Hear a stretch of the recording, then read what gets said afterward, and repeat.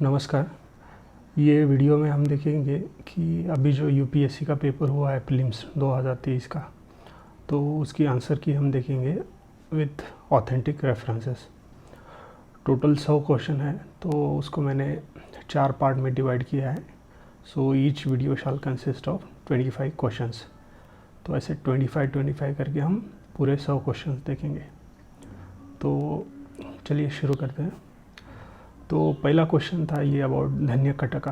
The question is, हाँ, before proceeding, जिनको सिर्फ आंसर चाहिए तो वो 1.5x या 2x स्पीड पे करके पूरा जल्दी से ख़त्म कर सकते हैं, और जिनको थोड़ा बहुत रेफरेंसेस देखना है, एक्सप्लेनेशन जानना है, तो वो देख सकते हैं।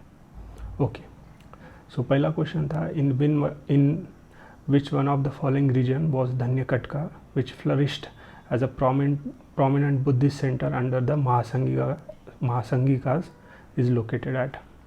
तो इसका आंसर है आंध्र प्रदेश, और ये आंध्र प्रदेश की ऑफिशियल साइट है, department of tourism of Andhra Pradesh. तो इस मैप में आप देख सकते हैं यहाँ पे धन्य कटका अमरावती। तो this particular site, it was also a capital of Satavahanas during particular time. Okay, कुछ समय तक के लिए ये कैपिटल भी थी। तो इसका सही आंसर जो है वो ए आंध्रा है। Second, with reference to ancient India consider the following statement. The concept of stupa is of Buddhist origin. जी हाँ, एकदम बिल्कुल सही है। तो स्तूप जो है वो बुद्धिस्ट ओरिजिन का ही है। Then the stup was generally a repository of relics। relics मतलब अवशेष। तो हाँ, बिल्कुल जनरली ये प्रैक्टिस हुआ करती थी बुद्धिज़्म में कि कोई महत्वपूर्ण व्यक्ति, कोई भिक्षु या द बुद्धा हिमसेल्फ, जब उनकी डेथ हो जाती थी तो उनके जो अवशेष है, relics लाइक बोन्स और some other parts, at times even hair, उनको कलेक्ट किया जाता था और एक जगह रख दिया जाता था, और उसके ऊपर ये जो है ये स्तूप बनाया जाता था।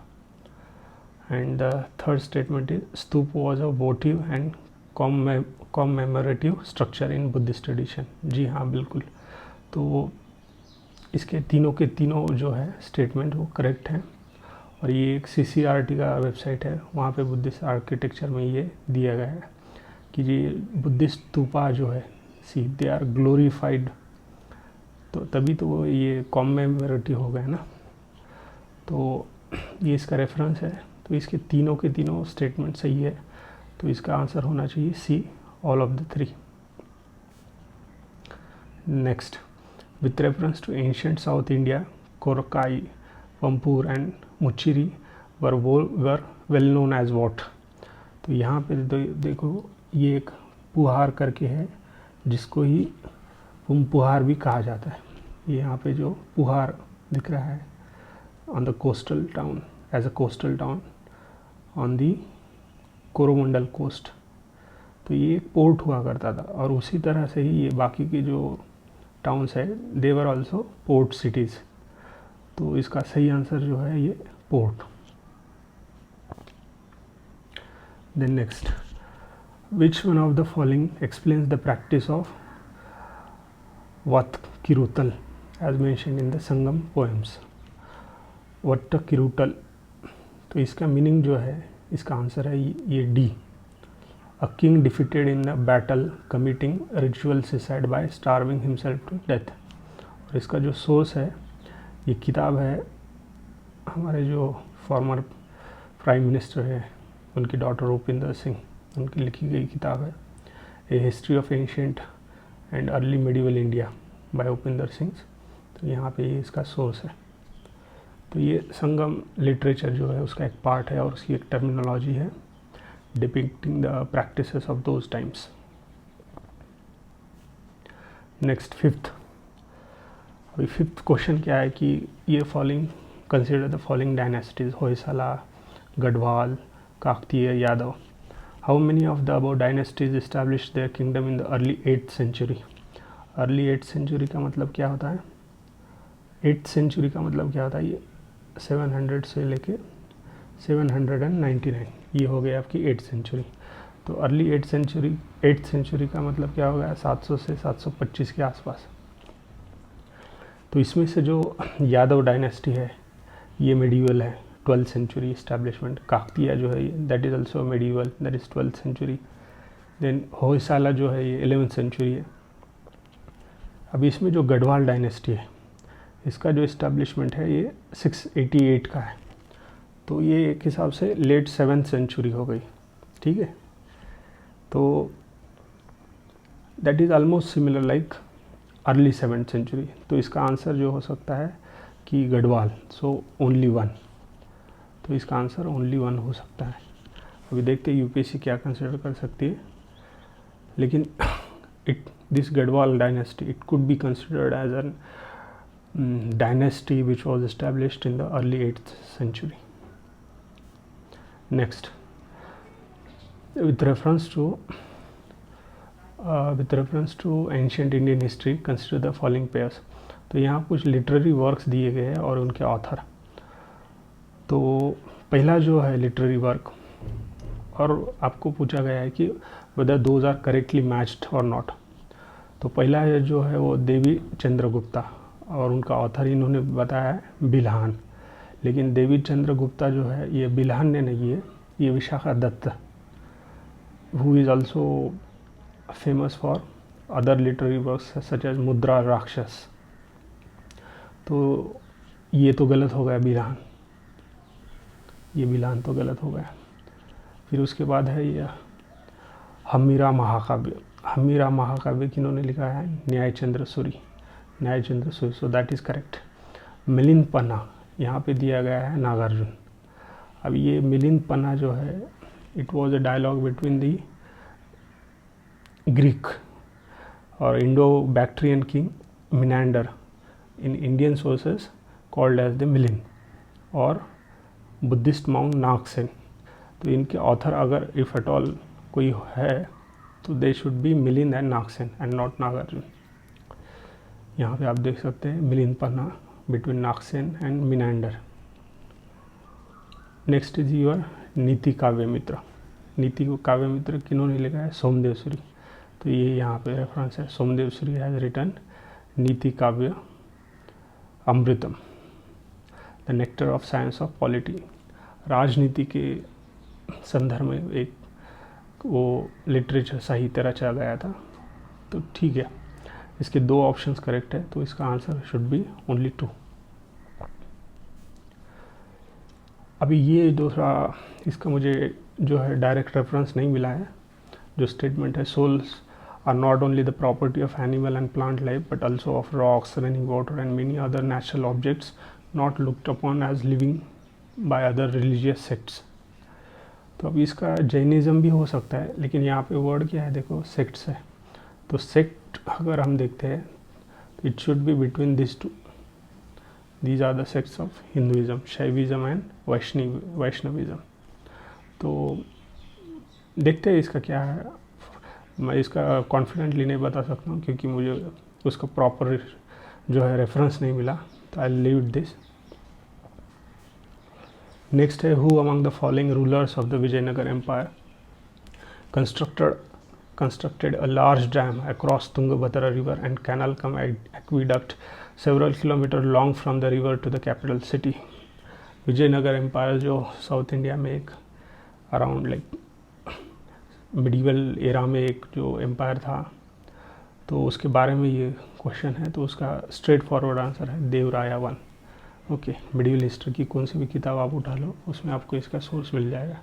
यहाँ पे भी मैंने एक सोर्स उसका दिया है। Next is your, who among the following rulers of medieval Gujarat surrender due to the Portuguese.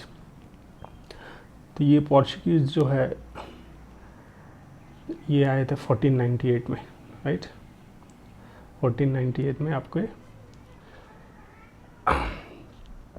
Malabar के कोस्ट में आए थे, Calicut, at Calicut, now it is known as कोहिकोडे।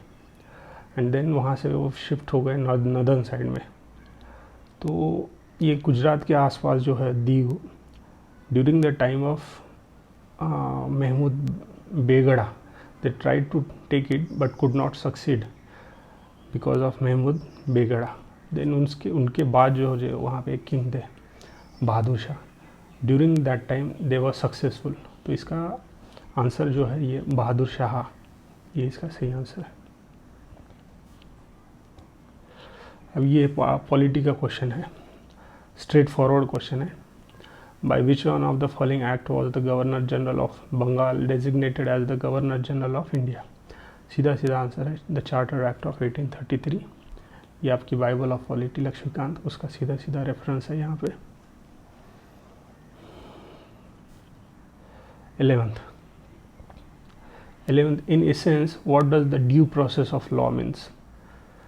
The principle of natural justice, the procedure established by law? नहीं, ये तो हो नहीं सकता है क्योंकि it is exactly opposite of due process of law. Fair application of law and equality before law. तो इसका आंसर है fair application of law। तो ये अगेन लक्ष्मीकांत का ही ये है। तो हमारा जो आर्टिकल 21 है तो उसका पहले नैरो इंटरप्रिटेशन किया गया था and procedure established by law uphold किया गया था, लेकिन बाद में मेनका गांधी केस में the judiciary took a liberal and wider interpretation of this particular article 21 and instead of procedure established by law उन्होंने जो अपहोल्ड किया that was due process of law. And what is due process of law? The procedure prescribed by the law which is reasonable, fair and just, the fair application of law, ये इसका answer है। अभी ये prison वाला question, तो in India prisons are managed by the state governments with their own rules and regulations for the day-to-day administration of prison. This is statement 1. Statement 2, in India prisons are governed by Prisons Act 1894 which expressly kept the subject prisons in the control of provincial government।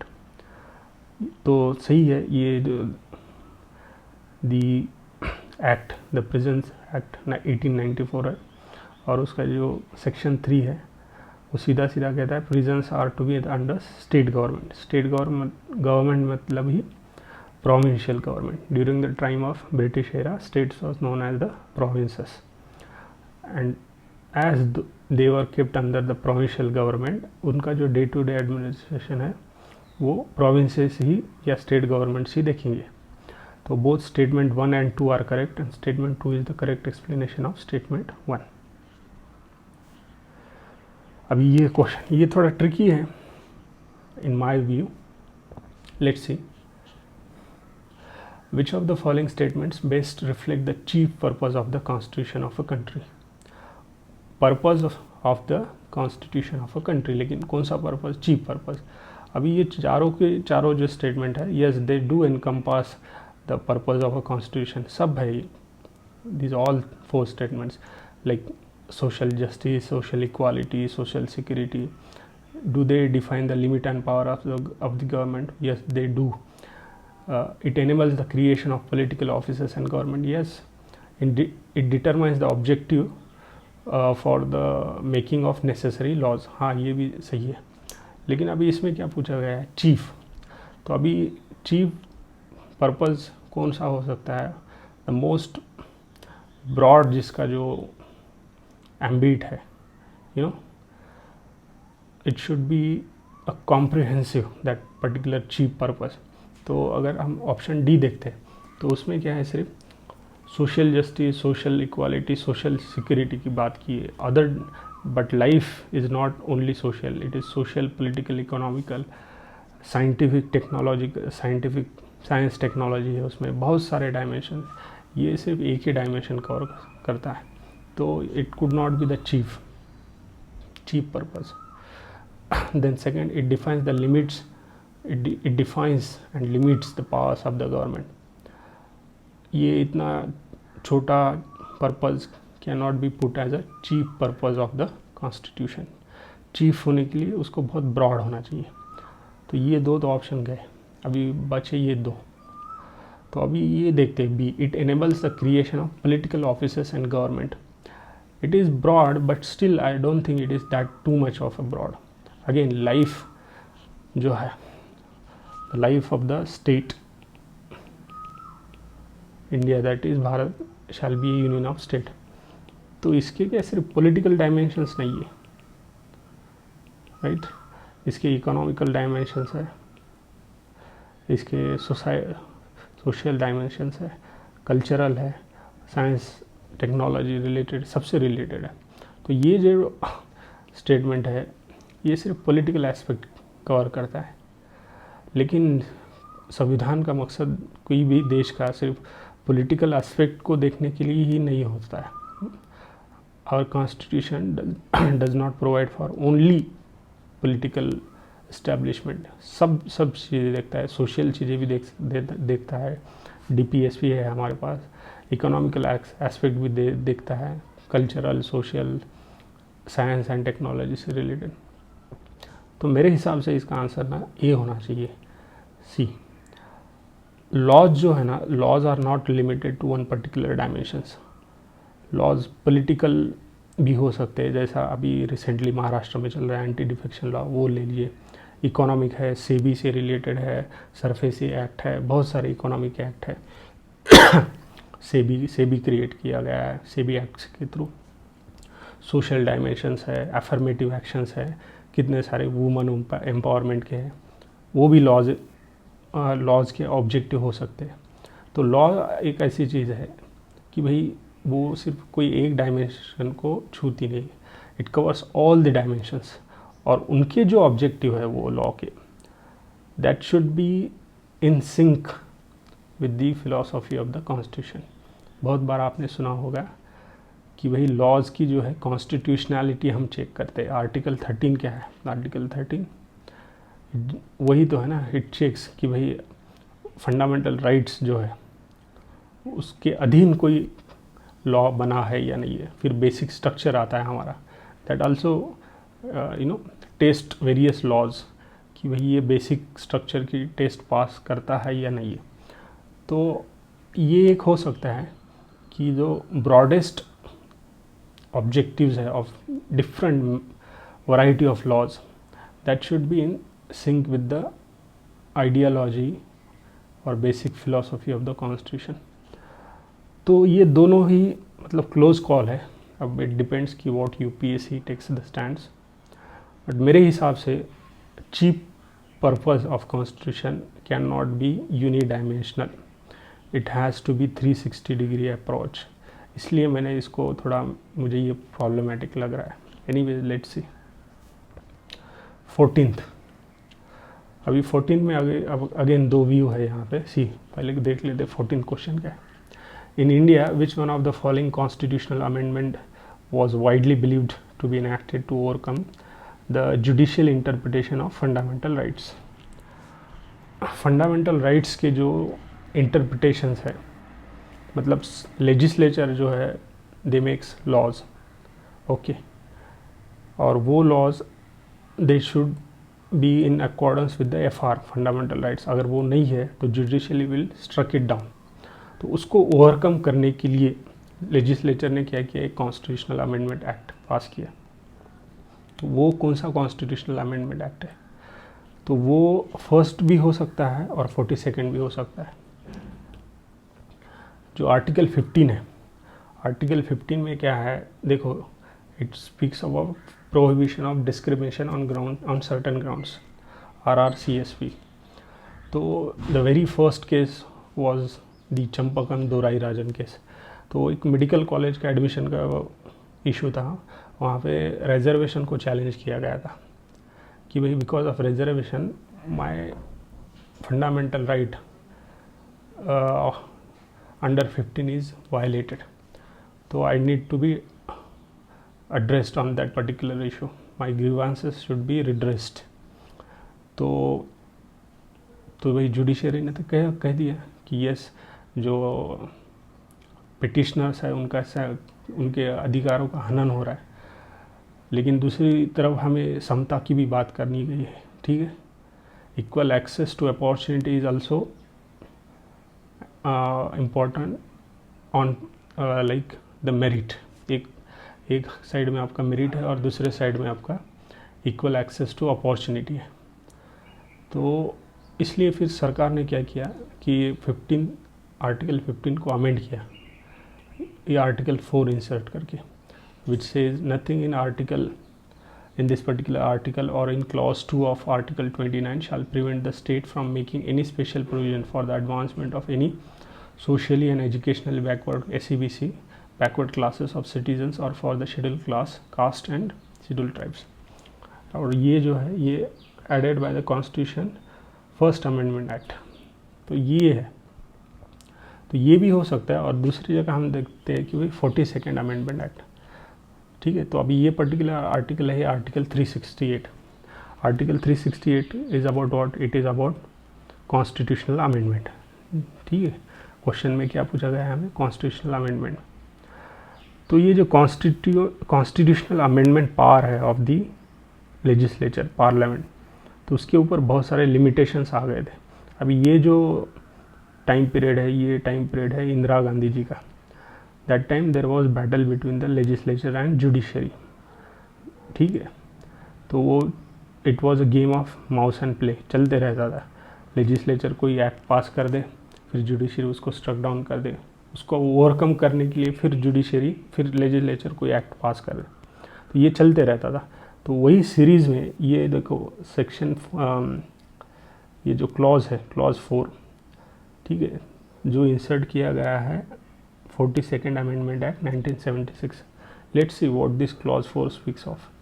No amendment of this constitution including the provision of part 3, मतलब fundamental rights, ये देखो fundamental rights.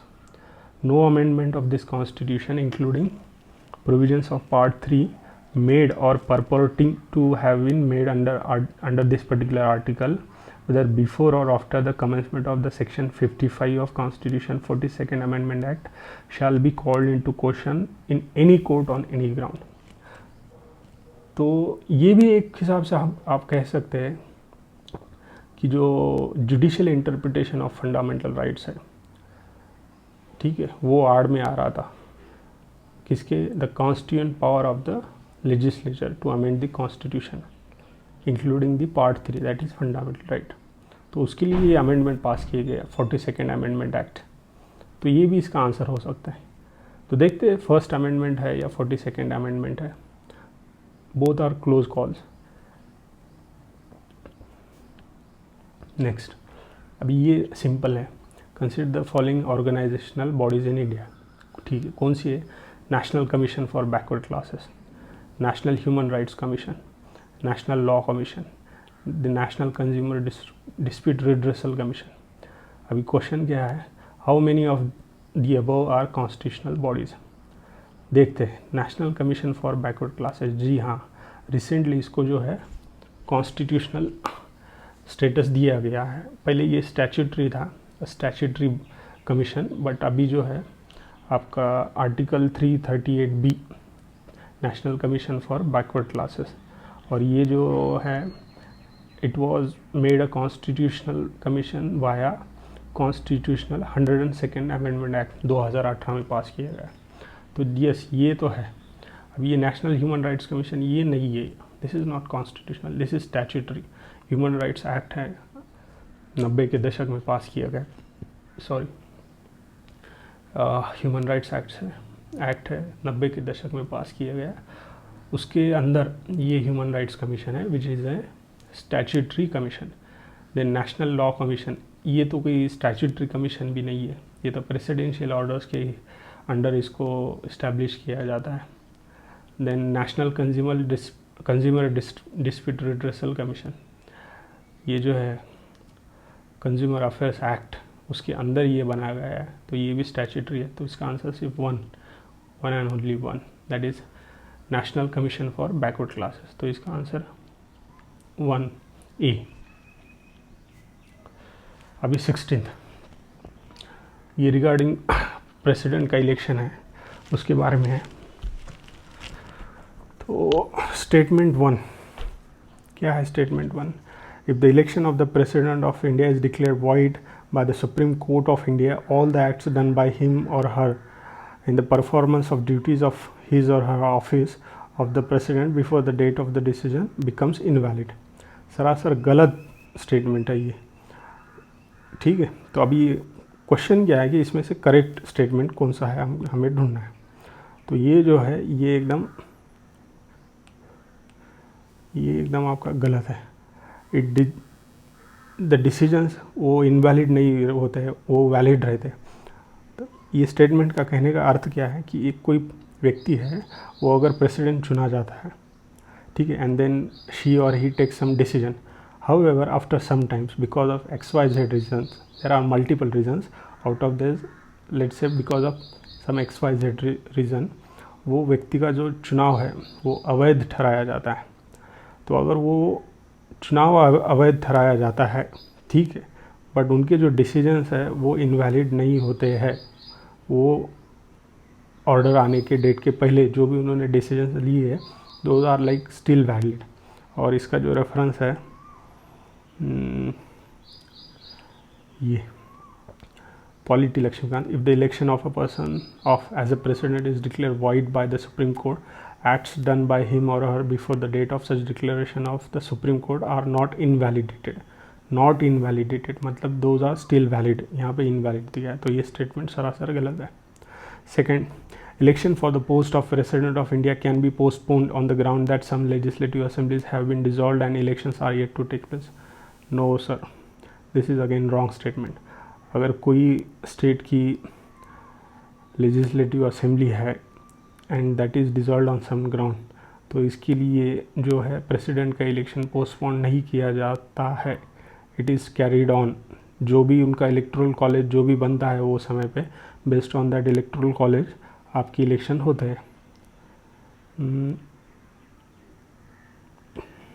ये यहाँ पे the election of person as a president can not be challenged on the ground that the electoral college was incomplete, that is the existence of any vacancy among the members of electoral college.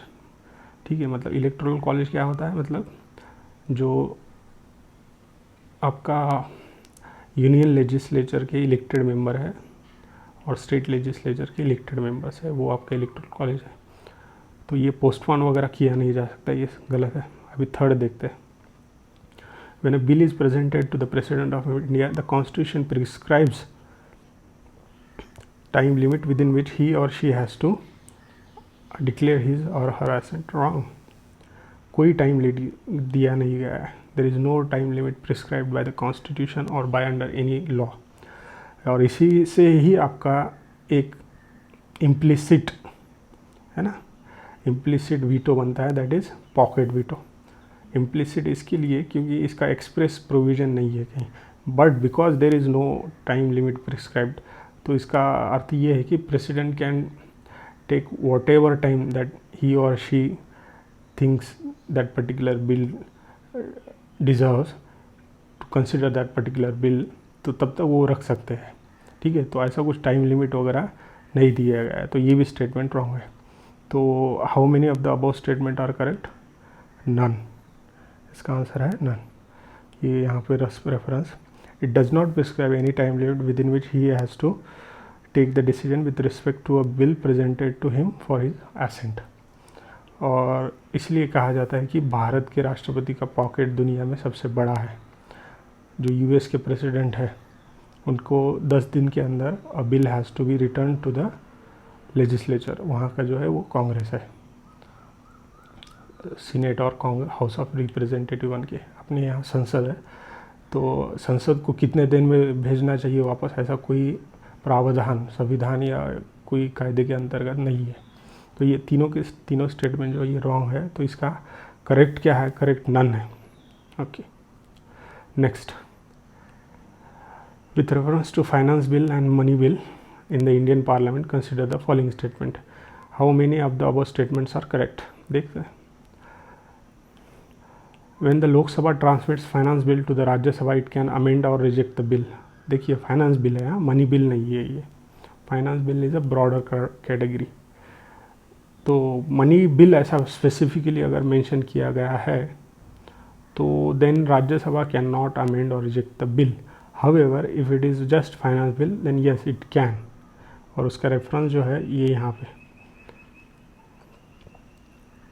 C this is financial bill, it can be either rejected or amended by the Rajya Sabha. ठीक है, money bill comes under the financial bill, but all financial bills are not money bills, ठीक है। और यहाँ पे क्या है, money bill ऐसा वर्ड यूज़ नहीं किया है। तो can Rajya Sabha amend or reject the finance bill? Yes it can. और ये यहाँ पे आपका polity Laxmikanth, it can either rejected or amended by the Rajya Sabha, ठीक है। Next, when the Lok Sabha transmits money bill, now see it is talking about money bill to the Rajya Sabha, it cannot amend or reject the bill, it can only make recommendation. Yes, बिल्कुल सही है। जब money bill आता है तो सी popular house जो है लोकसभा, हमारे क्या यहाँ पे क्या है, रिप्रेजेंटेटिव डेमोक्रेसी है, प्रातिनिधिक लोकशाही, तो उसका हाउस जो है वो लोकसभा है, ना कि राज्यसभा। और मनी बिल पैसों का मामला है, तो that should be the prerogative, if you can use the particular word prerogative, मतलब that should be the authority of Lok Sabha and not Rajya Sabha. तो अगर Lok Sabha transfer money bill to Rajya Sabha, it can not amend or reject the bill, it can only make recommendation. See, और ये आपका reference, after money bill is pass by the Lok Sabha it is transmitted to the Rajya Sabha for it's consideration, ठीक है। The Rajya Sabha has restricted powers, और उसका मैंने reason बताया, उसके पीछे की philosophy. The Rajya Sabha has restricted powers with regards to a money bill, it can not reject or amend the money bill, it can only make recommendation, it must return the bill to the Lok Sabha with in 14 days, whether with or without recommendation. और जो कि लोकसभा है जो, it can either accept और reject all और any of the recommendation of the Rajya Sabha. तो क्या ये स्टेटमेंट सही है? हाँ बिल्कुल सही है। अभी फाइनल स्टेटमेंट देखते हैं। In the case of disagreement between the Lok Sabha and the Rajya Sabha there is no joint sitting for money bill. Yes, money bill के लिए नहीं है, but a joint sitting becomes necessary for finance bill. ये देखिए, finance bill, in case of a disagreement between the two houses over such a bill, the president can summon a joint sitting of the two houses to resolve a deadlock. तो ये भी सही है। तो हमारा जो आंसर हो गया वो ये, how many of the statements are correct? All of them are correct, all the 3। Next 18, अभी इसमें थोड़ा प्रॉब्लम है, देखते हैं क्वेश्चन क्या है। Once the central government notifies an area as community reserve, तो then there are like 4 statements, and of those 4 statements how many are correct? तो ये जो पर्टिकुलर है ये वाइल्ड लाइफ प्रोटेक्शन एक्ट 1972 है, और उसका जो रिलेटेड सेक्शंस है ये देखिए, section 36D C, section 36C as well as 36D, declaration and management of community reserve and community reserve management committee. तो यहाँ इसमें ना ये इसका कहीं भी chief wild life warden of the state यहाँ उल्लेख नहीं है। You can go through this particular sections, ये ऐसा कुछ नहीं दिया गया है, ठीक है। देन या what sort of activities are allowed inside it and not, ये भी ये पर्टिकुलर एक्ट जो है वाइल्ड लाइफ प्रोटेक्शन एक्ट, जैसे कि national parks, wild life sanctuary इसमें दिया है, वैसा इसमें दिया नहीं है इन्होंने कि what sort of activities are involve, ठीक है। जस्ट ये कहा गया है कि जो प्रोटेक्टेड एरियाज़ है, तो along with national park, wild life sanctuaries वगैरह, तो there is one more area such as community reserve, और इसको एक हिसाब से आप PPP मॉडल कंसिडर करो। सिर्फ यहाँ PPP कैसा है कि पब्लिक और सरकार ये दोनों मिलके इसको देखेगी, both the people of that particular area and the government. बाकी की जो प्रोटेक्टेड एरियाज़ है, नेशनल पार्क, वहाँ पे लोकल पब्लिक का कोई रोल नहीं होता है, बट ये कम्युनिटी रिजर्व जो है इनमें लोकल कम्युनिटी का रोल होता है, that's why they are known as community reserve.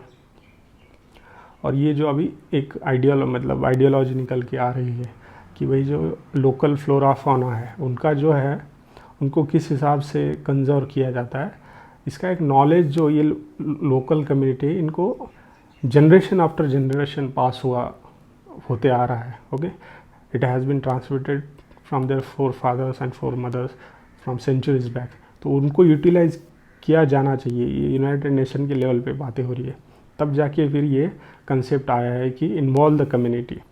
तो ठीक है जो भी है, लेकिन ये जो है statements, I could not find the references of these statements in this particular wild life protection act.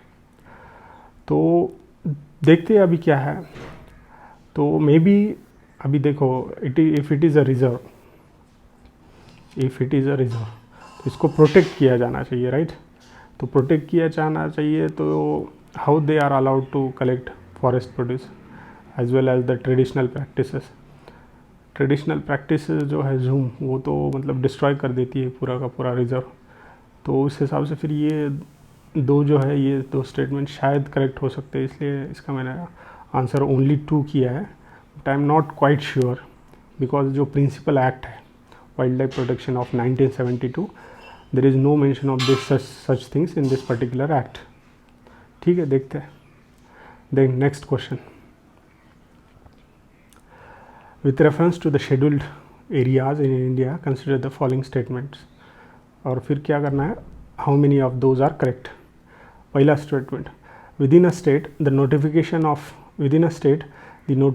Of N area as a scheduled area takes place through an order of the president. Yes, this is correct, factually correct. ये इसका reference, it is the president. सिर्फ इसमें additional क्या है कि इट इज़ in consultation with the government of the governor of the concern state. उनके साथ एक बार कंसल्टेशन करके फिर, but final authority is with the president regarding the declaration of scheduled area. So statement 1 is correct. Statement 2 को छोड़िए, come to the statement 3।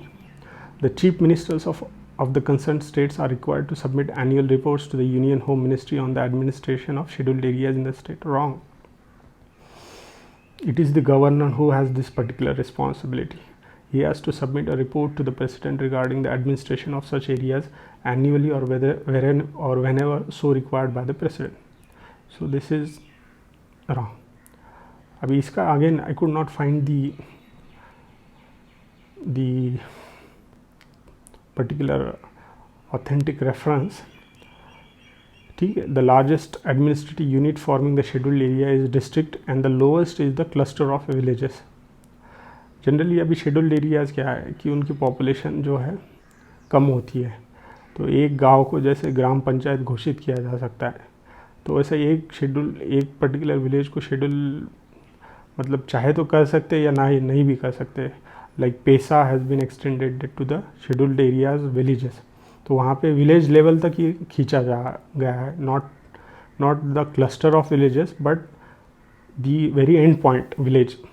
तो it could be wrong as well, right. ये रॉन्ग भी हो सकता है, तो इसका आंसर ओनली 1 हो सकता है।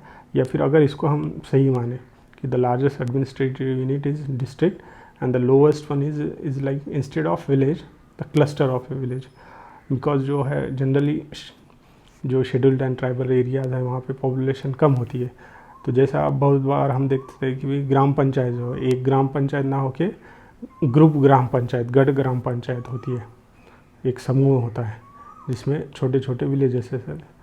It is practically not possible to have gram panchayat for such small population. तो पंचायती राज क्या करता है, इनको क्लस्टर बना देता है और इनका क्या करता है, ग्रुप ग्राम पंचायत करता है। तो that is also possible. So as I could not locate the authentic reference, so ये डाउटफुल है, तो इट कुड बी ओनली 2 और only 1, both. Let's see. Next is ये इजी है।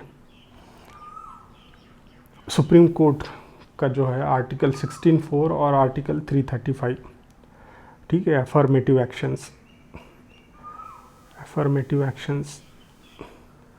सोशल जस्टिस, इसके बारे में ये क्वेश्चन है।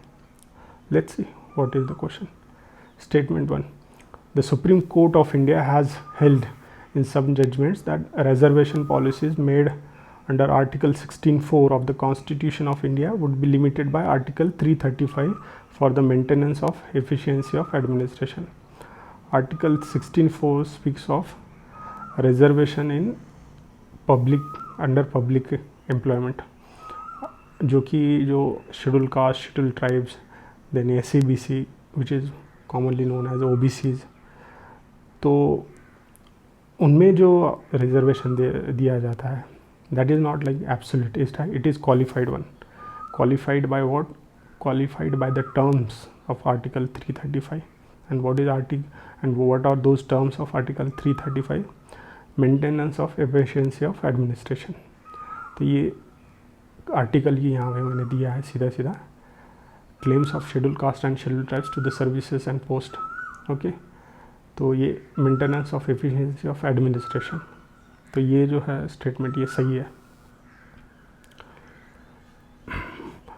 मतलब आर्टिकल 16(4) के अंडर जो रिजर्वेशन दिया जाता है, it has to be qualified by the terms of article 335. Okay. Statement 2. Article 335 of the constitution of India defines the term efficiency of administration. ये आर्टिकल 335 है. इसमें कहीं पे भी what do you exactly mean by the efficiency of administration, ये कहीं भी दिया नहीं गया है. ऐसे और कई टर्मिनोलॉजीज है कॉन्स्टिट्यूशन में, दोज आर नॉट डिफाइंड. तो यहाँ पे दिया है कि डिफाइन. तो ये क्या हो गया, on the face of it is wrong. तो इसका सही आंसर होना चाहिए the statement 1 is correct but the statement 2 is incorrect. ठीक है. तो ये हो गया question 20.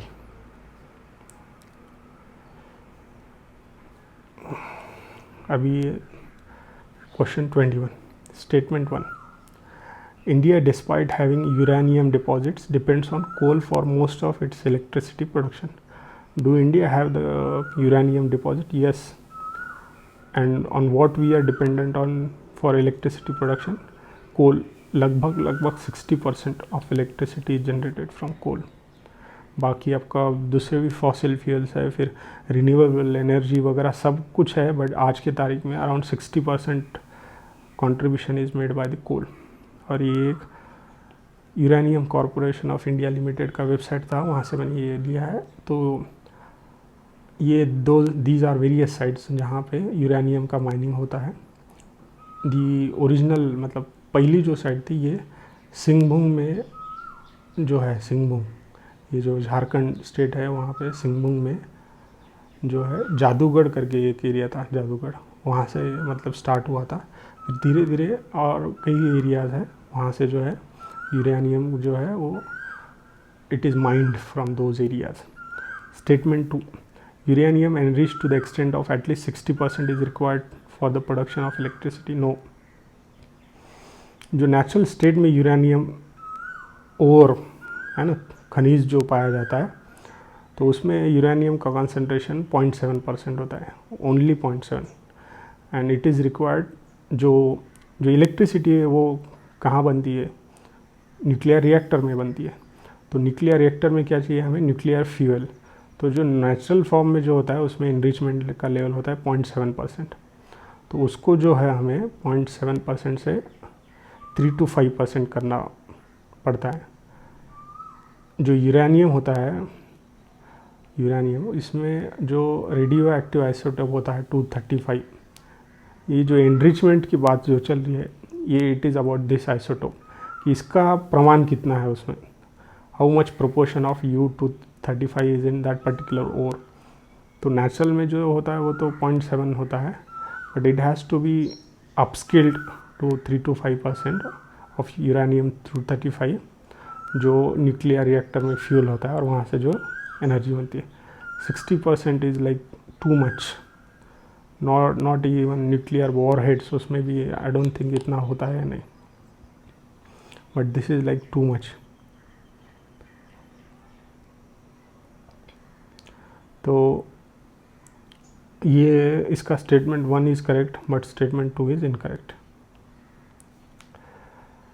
Next is science related. Statement 1. Marsupials are not naturally found in India. Very much correct. Marsupials can thrive only in mountain grasslands with no predators. अभी ऐसा कोई reference मुझे तो नहीं मिला. आज की तारीख में मार्सुपियल्स जो है ना वो सिर्फ endemic to Australia and America. ये आपका ऑस्ट्रेलिया न्यूजीलैंड वो एरिया हो गया, और दूसरा आपका जो साउथ अमेरिका मेक्सिको वगैरह वो पार्ट हो गया, वो उधर ही है नेचुरल हैबिटेट. इंडिया में दोज आर नॉट प्रेजेंट। और ऐसा कहीं मतलब मुझे रेफरेंस नहीं मिला कि they can thrive only in mountain grasslands. अभी ये जो ऑस्ट्रेलिया है ये क्या है, वहाँ पे सिर्फ जहाँ पे माउंटेन ग्रासलैंड है वहीं पे मिलते हैं? No, they are found in the Australian plains, वहाँ पे भी मिलते हैं ये लोग मार्सुपियल्स। तो इसका statement 1 is correct but statement 2 is incorrect. Next ये एक आसान सवाल था, invasive species specialist group that develops global invasive species database belongs to which one of the organization? IUCN। The answer is IUCN, International Union for Conservation of Nature. Consider the following fauna: lion-tailed macaque, Malabar civet, and sambar deer. इनमें से कौन nocturnal है? तो इनमें से जो है आपका मलबार सिवेट इज़ नॉक्टर्नल है, और संभार जो है दैट इज़ ऑल्सो नॉक्टर्नल। ये जो है macaque, this is not a nocturnal, this is diurnal. तो इसका आंसर है ओनली 2।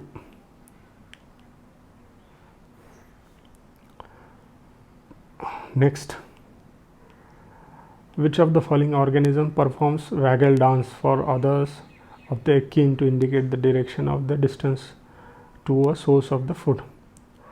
तो ये जो हनी बीज है, तो जो हनी कोम होता है वो, उसके सामने ये लोग ऐसा वैगल डांस करते हैं to indicate the source of food. ठीक है, तो वो इनका एक बिहेवियरल इकोलॉजी का कंसेप्ट है, उसमें उतना डीप जाने का ज़रूरत नहीं है। जिसको पता था उसको आया, जिसको नहीं पता था वो हो गया। तो ठीक है, ये टोटल 25 क्वेश्चंस हो गए। तो ऐसे और 3 वीडियोस आएंगे 25-25 करके। तो will see all the 100 questions with authentic references, most important with authentic references. तो बस ये चैनल है मेरा saket_yt, इसको सब्सक्राइब कर दो अगर आपको ये वीडियो अच्छा, जानकारी अच्छी लगी, और उसका जो नोटिफिकेशन है उसको ऑन कर दो, ताकि बाकी के जो 3 वीडियोस है वो जैसे ही अपलोड हो जाए वो आपको नोटिफिकेशन मिल जाएगा। And I will try my best कि by the end of today, by the end of day I will upload all those 3 video. धन्यवाद।